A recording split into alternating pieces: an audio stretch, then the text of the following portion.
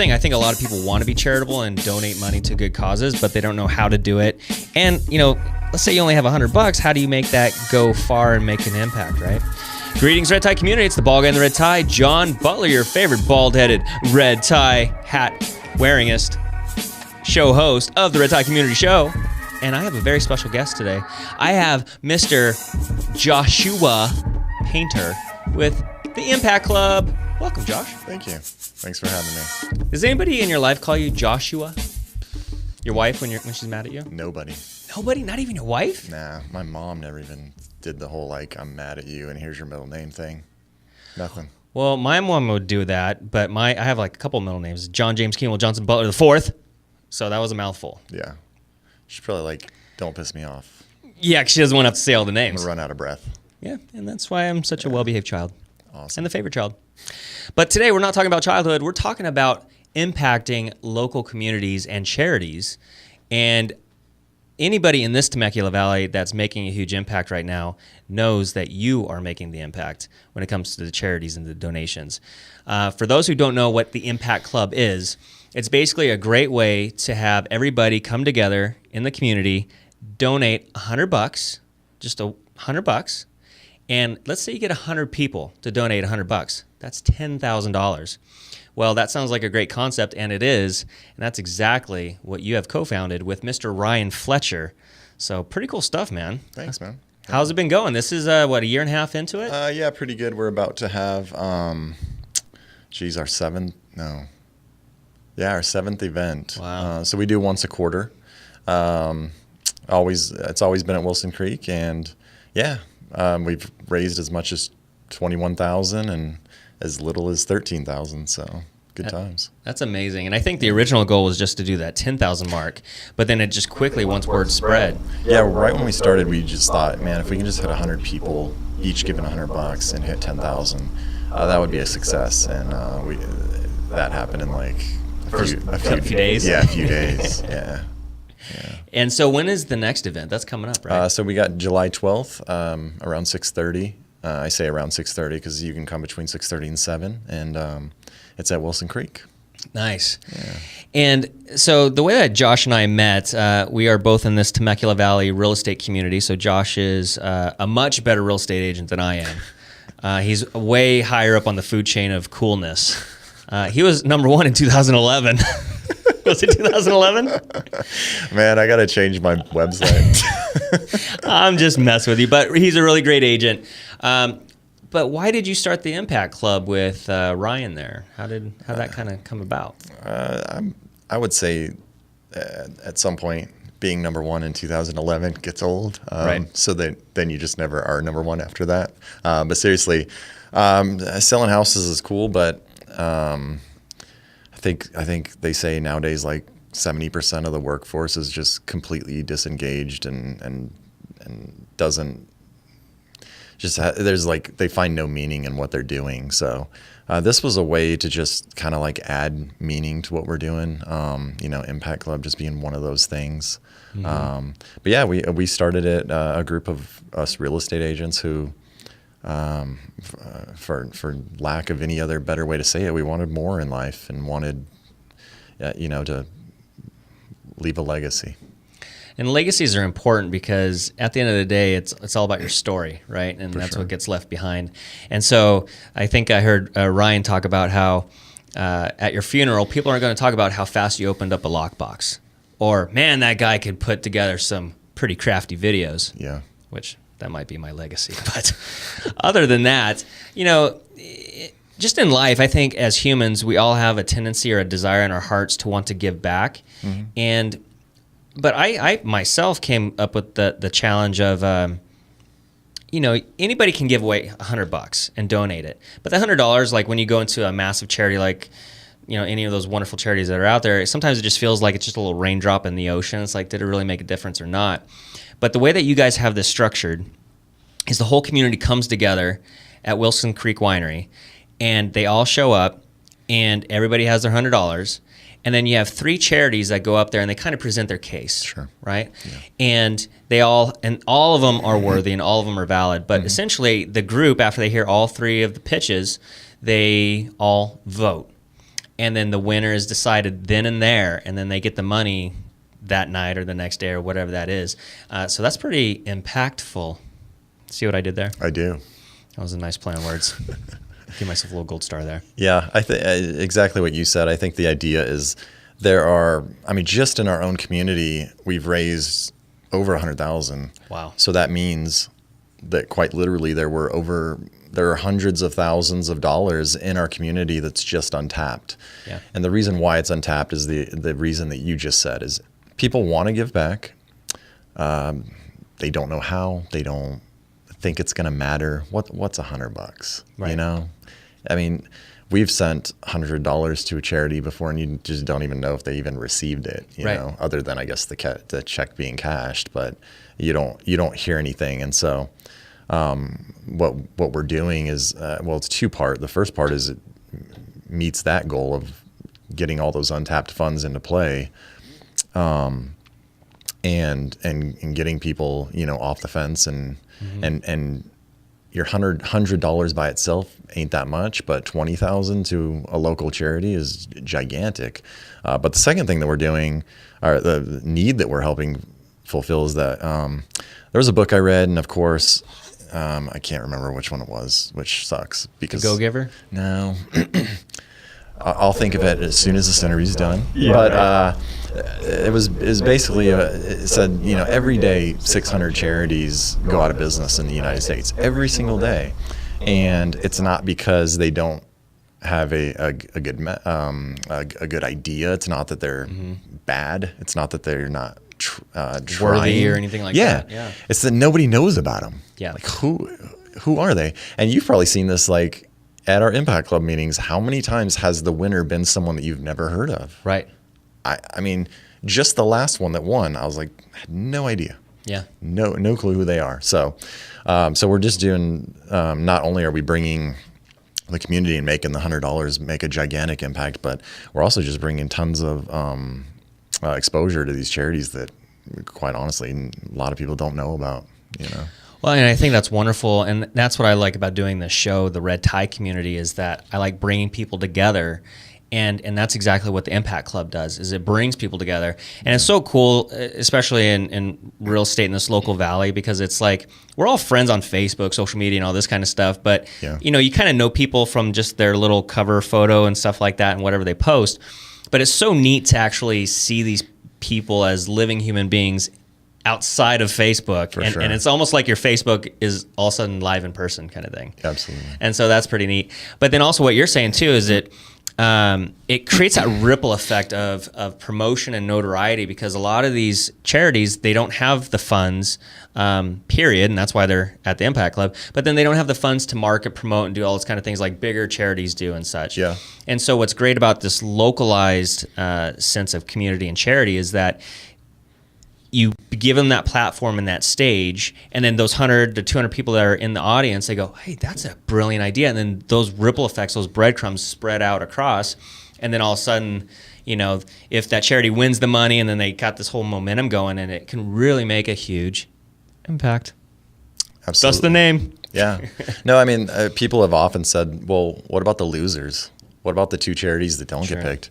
And I try to say, like, no, they're not losers. Like, I've seen the second place, if you will, the charity that didn't win, I've seen them get a check that night from like a local auto dealer. And think about it. If 150 people are voting, and let's just, for random numbers, say 50 voted for the winner, well, there's still 100 people that didn't vote for that. Right. That are now exposed to those other two charities where they didn't even know about them. And not only that, but we also video all of the speeches, and we create a little like website for them. So now a charity that had zero content whatsoever now has a 5-minute story that they can direct people to. That's fantastic. So, and you know me, I love video. I do. We kind of have a video to show the Red Tie community. So Tyler the Tech is going to get that queued up, and we're going to check out the Impact Club live and in action on video.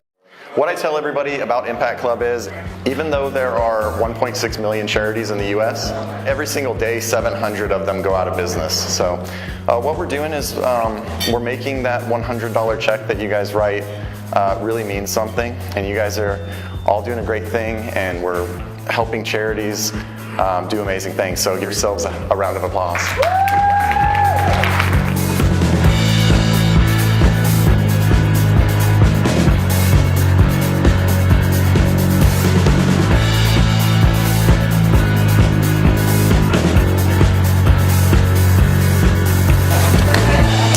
So our first charity is Dream Center, Lake Elsinore. Give it up for them. My name is Brent Masters. I'm here representing the Dream Center of Lake Elsinore. We are bringing vibrant, healthy, and helpful community to resource a broken neighborhood, a broken city, until they don't need us anymore. We have granted the wishes of 407 sick or dying children. We have also distributed more than 3,000 special gifts to children in the pediatric cancer units of local and area hospitals. For me, fitness has been a big part of my life. This charity is for combat wounded vets and their spouse. So if I go to the gym and I'm having a bad day with PTSD, I can bring my spouse with me for him to kick my ass and tell me keep going. Thank you for listening to my story, and I'm sorry for the tears, but it means a lot to me. So thank you, and thank you all for sharing.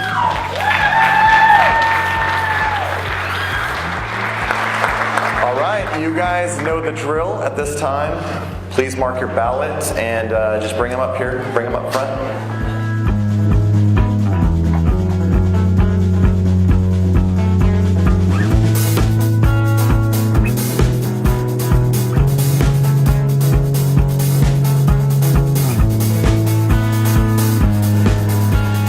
You guys do a drum roll for me, the drummer of less than 1 year. Yeah. And the winner is Catch a Lift Foundation.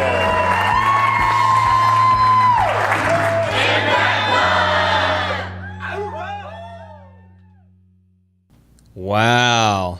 So if you haven't been to an Impact Club event, that's a little taste of it. And I think the video captured it very well, but what it didn't capture is the electricity in the room and that sense of camaraderie of everybody coming together, the community, the village, whatever you want to call it, coming together and just blessing somebody amazingly. Like that's a certain kind of vibe to it. Yeah. You know what I mean? Yeah. We usually have the previous winner come back and they get to talk about how the funds of it really impacted them. There's rarely a dry eye in the house. But yeah, we bring the winner up and they get to talk about how that money is really just going to change their lives. So it's good stuff. How do charities, I was curious about this, how do they get nominated or how do they get to be included of those three? Yeah, sure. And I have to ask, are you asking because you don't know or is that my question lead in? Like, do you really not know? No, I really don't know. Yeah. Sorry, we can recut that if you No, want. no, that's fine too. Yeah. I just wasn't sure Yeah. if that was the lead in. So any Impact Club member can nominate a local nonprofit charity. Okay, so it comes from within kind of thing. Yeah. Okay, cool. Did you see my Facebook post today? No. In the group, I said, hey, we're 1 month out, nominate charities. No. Okay, well, I do have somebody to nominate then. Awesome. A few weeks ago, I interviewed Randy from Dive Guardians. And so Dive Guardians is a charity or an organization now that takes first responders who have PTSD. Mm-hmm. So first responders meaning law enforcement, fire, EMTs, paramedics, all that kind of stuff. They see some crazy, brutal stuff on the daily, right? Yeah. And so unfortunately, sometimes PTSD can be a factor. Yeah.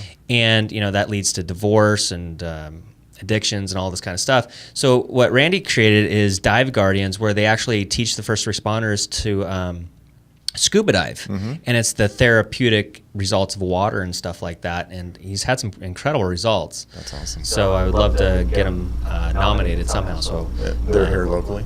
Yeah. Awesome. So how does that, so I just need to nominate them to you? icnomination.com. icnomination.com. Yeah. Okay. For Impact Club members only. Okay. But it's in the group, and then we're this week we're going to start sending out emails to remind everybody that's a member, hey, nominate. Very cool. So like dude, we've gotten probably 25, 30 nominations already, and we've only had 6 events.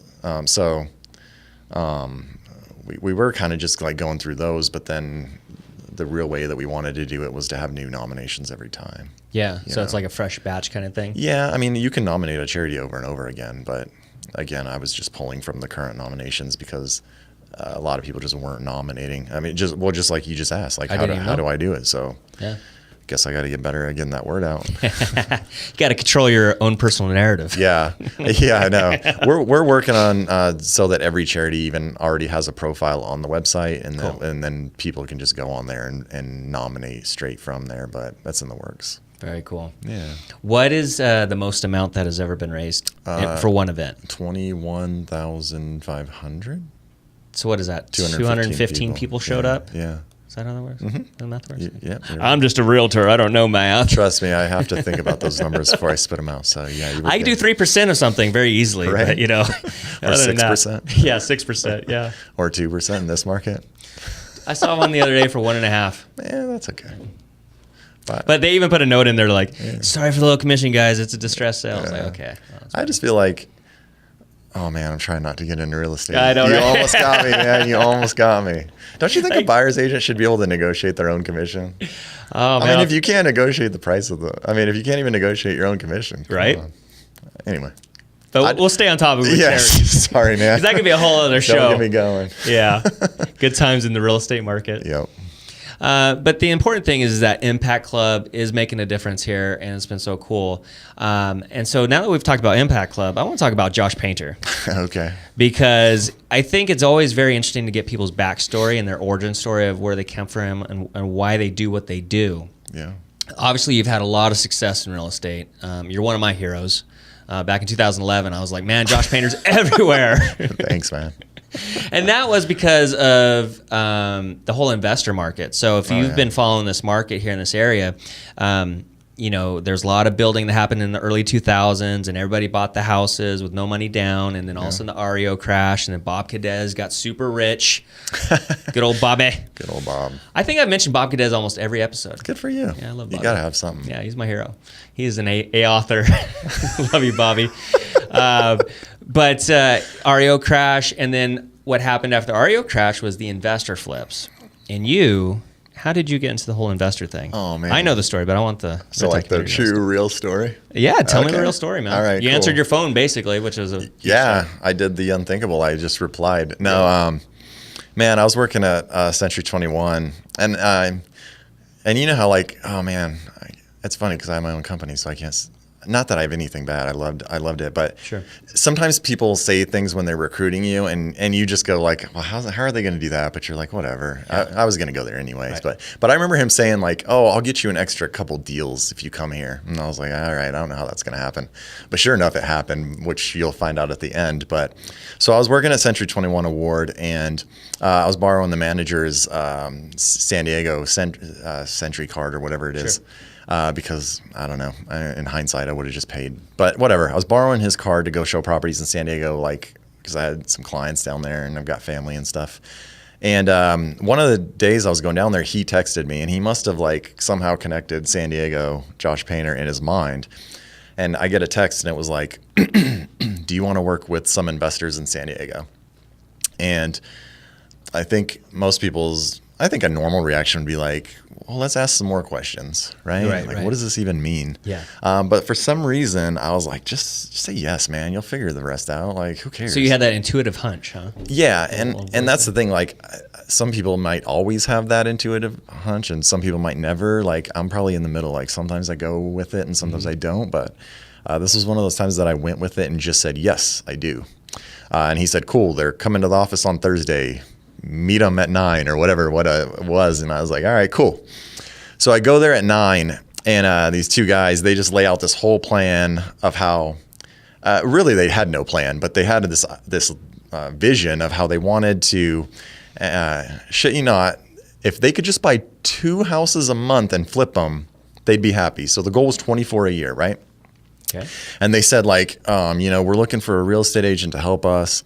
And dude, am I telling like the whole story? Yeah. Okay. We're in it, man. Because it's Don't hilarious. stop now.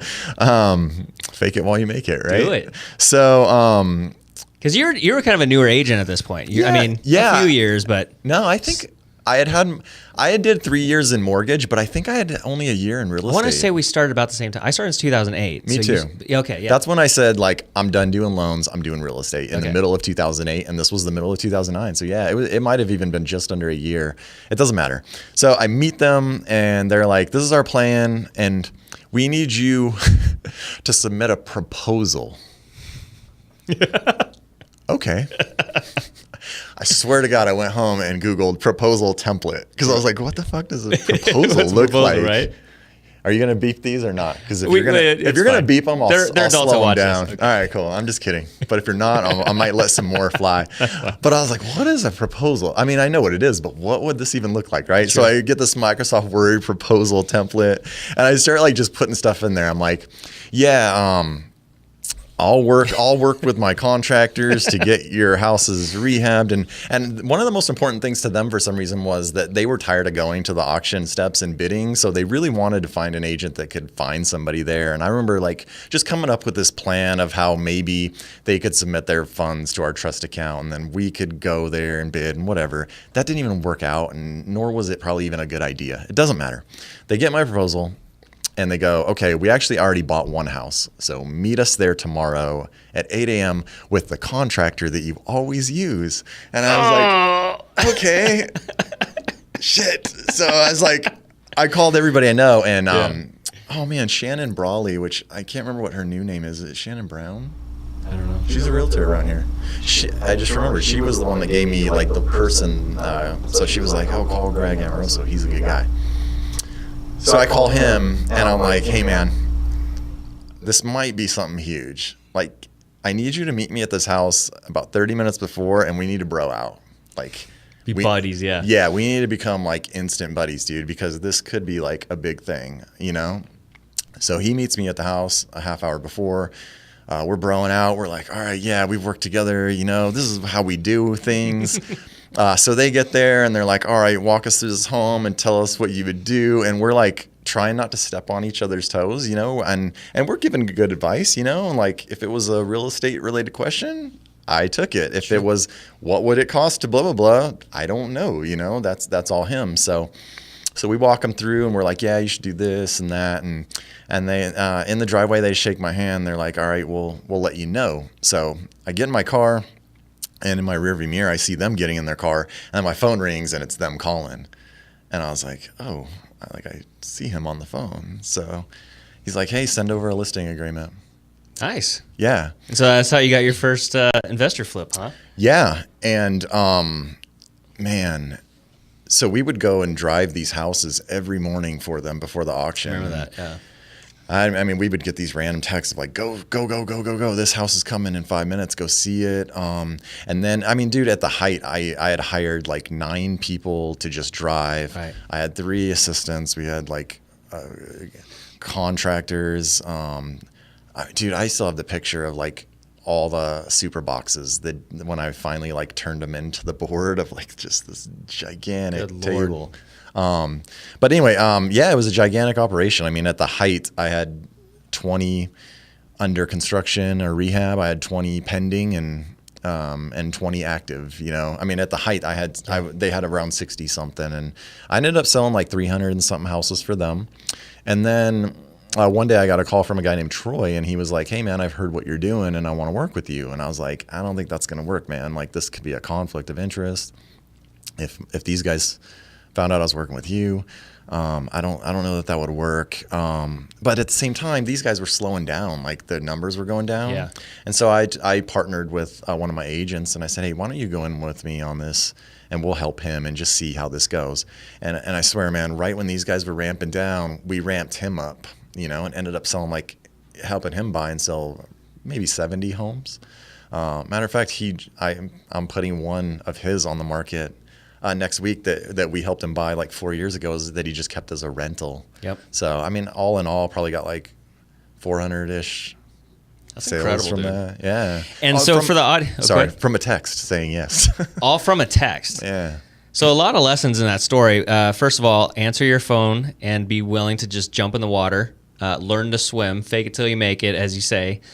Smoke and mirrors. Bro out with your contractor, because that's always important. Yeah. But and to put this in perspective for the people that don't really know how real estate works, kind of thing, the average agent sells what 2 to 6 houses a year, Sure. something like that, maybe. Yeah. And then within 2 years, 88% failure rate of agents. So for you to have 60 at any given time, kind of thing, that is tremendous. Yeah, it was like incredible. insanely tremendous. So it's pretty cool, and I always like that story. What I like about it is just the vulnerability that you have in it, because you're like, I don't know, but I just did it. And that's the key to real estate, man. You just got to jump in and do it. Yeah, I just decided like no matter what, I was just gonna figure it out. Like Yeah. it can't be that hard, you know. And then I mean, just watching them.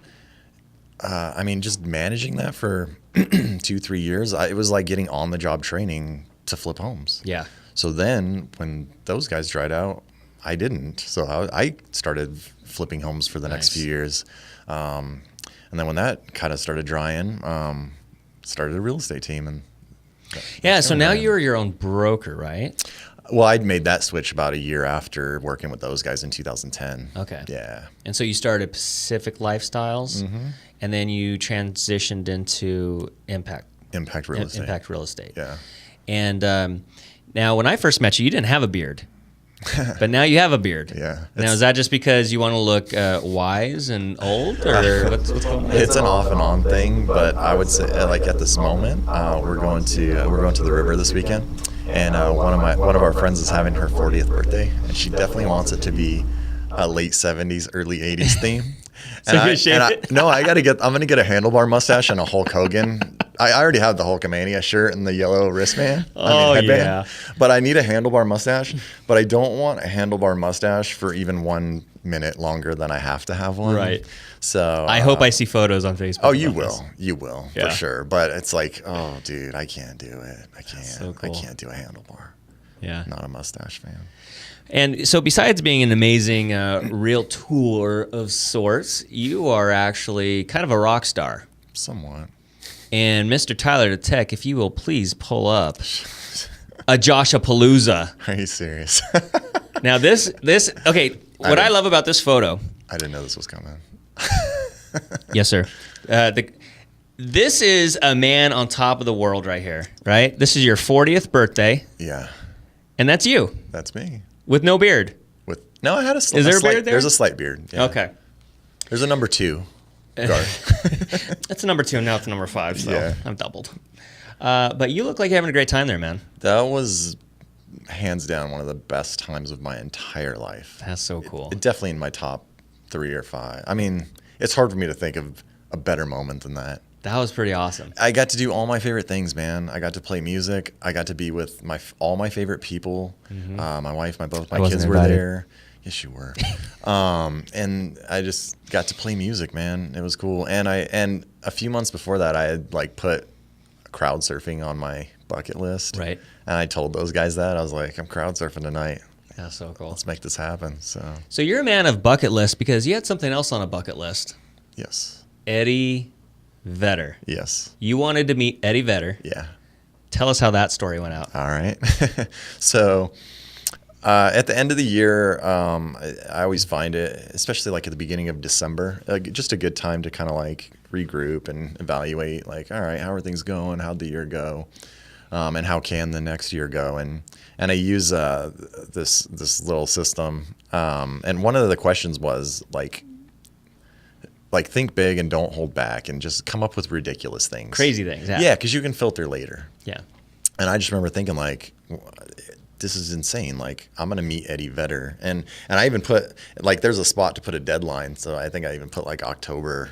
And why Eddie Vedder, first of all? Well, I mean, growing up, Pearl Jam's records they were always like just the soundtrack of my life at the time, you know, whatever. High school. And even past that, Yeah. like whatever album was out, it's like, that's what I was spinning during whatever time. So I could go to any of the records and it will probably remind me of different things that were going on. So, I mean, he was way cooler when we were younger, you know, but I think I just thought it would be cool to meet him. And How did you meet him? So, man, I mean, even for like the first few months, I was like, I don't even know how this is going to happen, but it's going to happen. I was just like determined, like, I don't know how, but it's going to. So I remember there's this charity place that like will connect you with experiences Okay. And it's they have these celebrity experiences and that you can like bid on, and then there's like a little small button that you don't see that's like create your own, what would you like to do? And so I was like, meet Eddie Vedder, and I remember the girl replied and was like, yeah, he doesn't do these kinds of things. And I was like, all right, no problem. And then I hit her back again and I said, hey, he's playing a concert like an hour from my house at the beach, maybe that could be an opportunity. And she goes, let me see. So she's like, what's your budget? And I'm like, I don't know. Like, almost like you tell me what the budget should be and I'll work it out. Yeah. Yeah. And I don't remember what she said, but I remember like it was, I do remember what it got up to, but I think I remember thinking starting like real low, like a few thousands or something. And then I feel like she came back and was like, it's going to be at least $40,000. $40,000 just to meet him? Yeah. Or is it to like have his clothes and like wear his underwear or something like that? She never even said like what that would even look like. It was just like, I feel like her number started at 40,000 and not that I would ever pay that, but I was like, wanted to at least answer the question you just asked. So I was like, well, what would that look like? And she's like, I'll get back to you. So she comes back and she's like, hey, he's doing a charity dinner there the night before. And it's $50,000 and you can do a meet and greet. Yeah. Like all of a sudden the price went up. So I swear I Googled Eddie Vedder charity dinner and it came up and it was $1,000 a plate. So I was like, all right, fuck it. Like it's bucket list, right? Yeah. I've wasted more than that on dinners for lots of people. But anyway, so I went and Justin Grable went with me. I was like, come on, bro. Like need some support. So I was like, just like, trying not to be a stalker, but it's like I remember thinking like, oh dude, I'll be there, like I'll just walk up to him and talk to him, right? No, not at all. No. Like he had two bodyguards, like just not they didn't have uniforms of said bodyguard, but you could tell by the way they looked, oh, he's got bodyguards. They're Like, scanning the room. yeah, I saw a couple people like try to walk up and get like very politely cock-blocked, like this isn't happening. And I was like, Is he kind of stuck up or just doesn't want to I don't think he's deal with stuck up. common It's just folk, like, or? look at this charity dinner that no one knows about and is all people that pay this kind of money. And he's still getting people coming up to him, Like I can only imagine what like a normal trip to the store would look like. Right. But man, like I just like stood, man, people at home can't even see, but like almost, so me and you were about 5 feet apart. I was probably maybe no more than 15 feet away. And I was like acting like, oh yeah, I'm really listening to this guy up here that's talking at this dinner.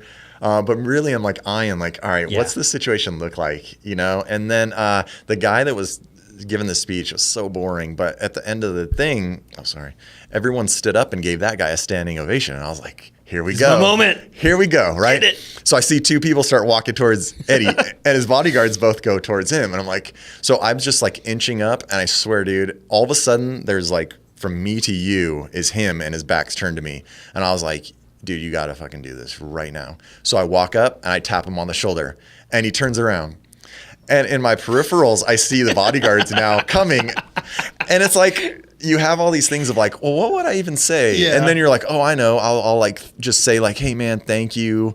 Your music, changed my life, or your music was the soundtrack of my life. Like, thank you so much. And that's all the things that you think that you're going to say. And what'd you say? Hi.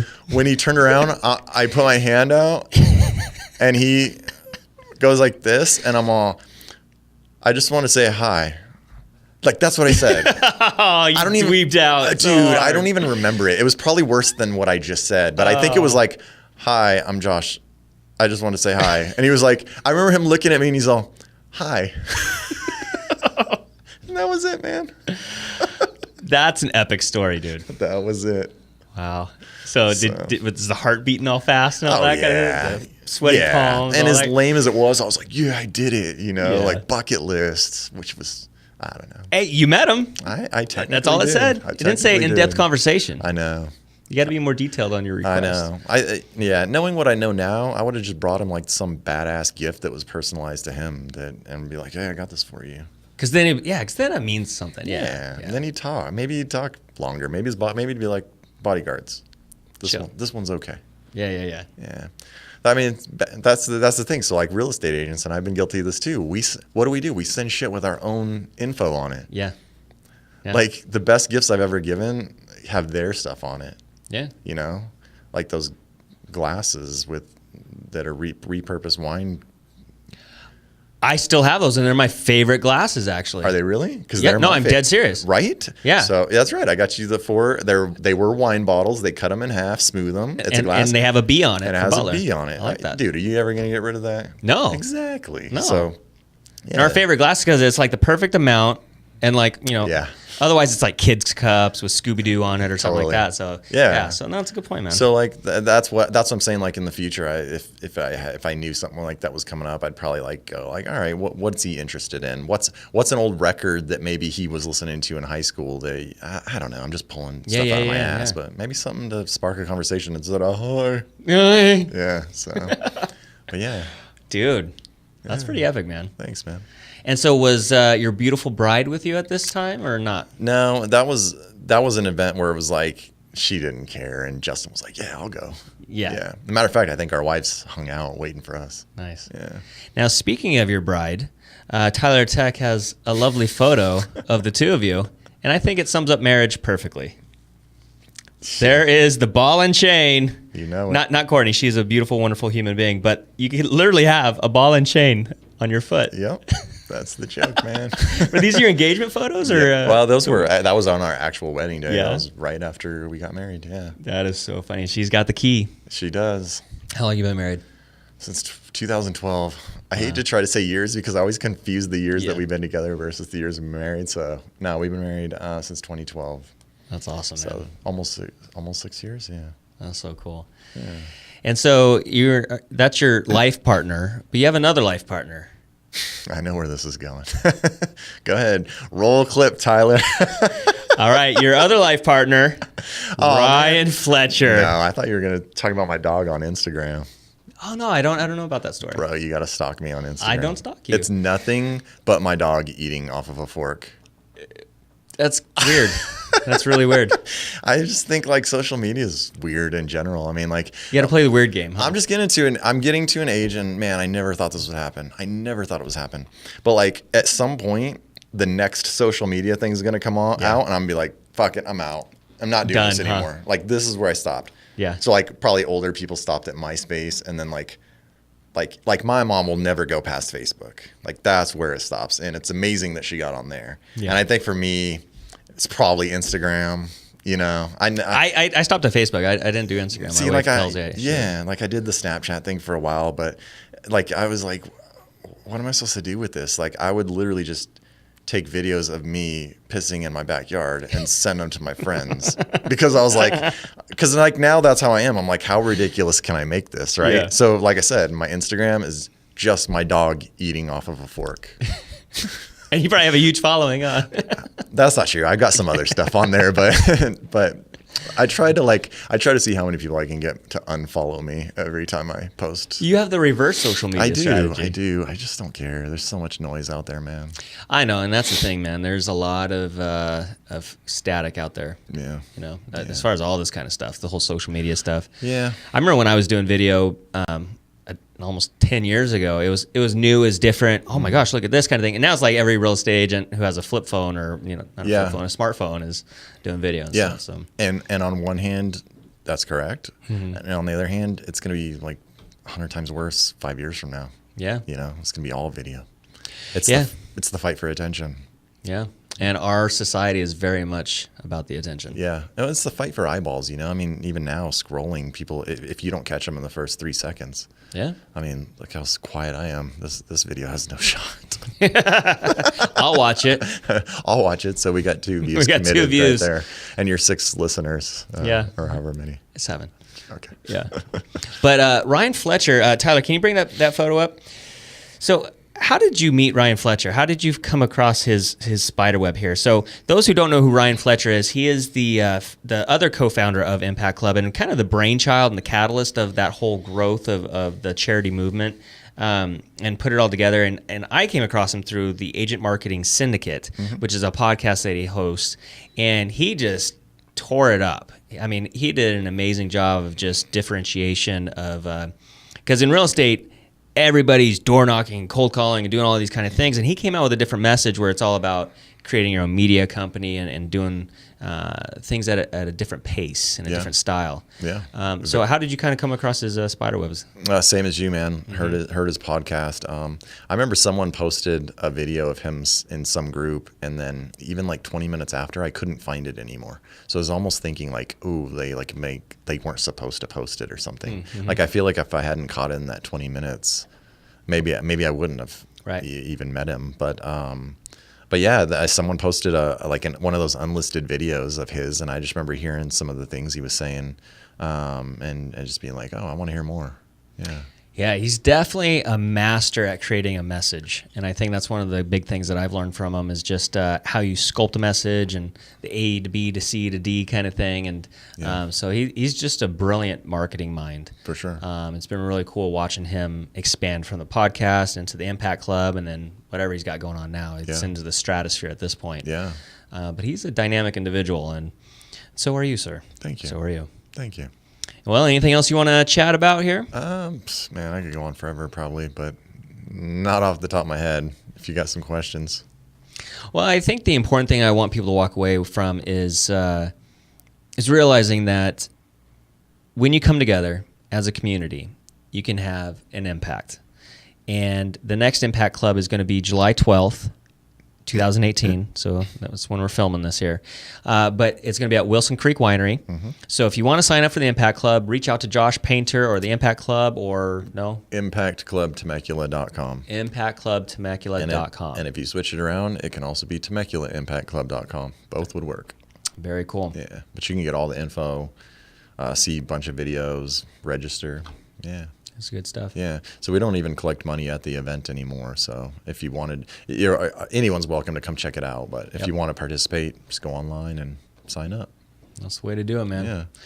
Well, I think you're doing some incredible things, and I enjoy our friendship and all of our fun texts that we send each other. For sure. So good times, man. Inappropriate for sure. Yep. That's hey, man, I just want to thank you for having me. And I get invited to podcasts, and I always say no because they're always real estate, and real estate podcasts suck from what I've seen. So, but I love what you're doing here, and I just want to thank you for honoring my my talent writer and making sure I only had black and red M&Ms in my dressing room. And 3 ice cubes.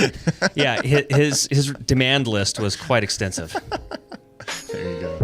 Well, that's it for this episode of the Red Tie Community with Josh Painter from the Impact Club and John Butler, the bald guy in the red tie, your favorite bald head red tie wearing community show host, saying see you in escrow. Bye.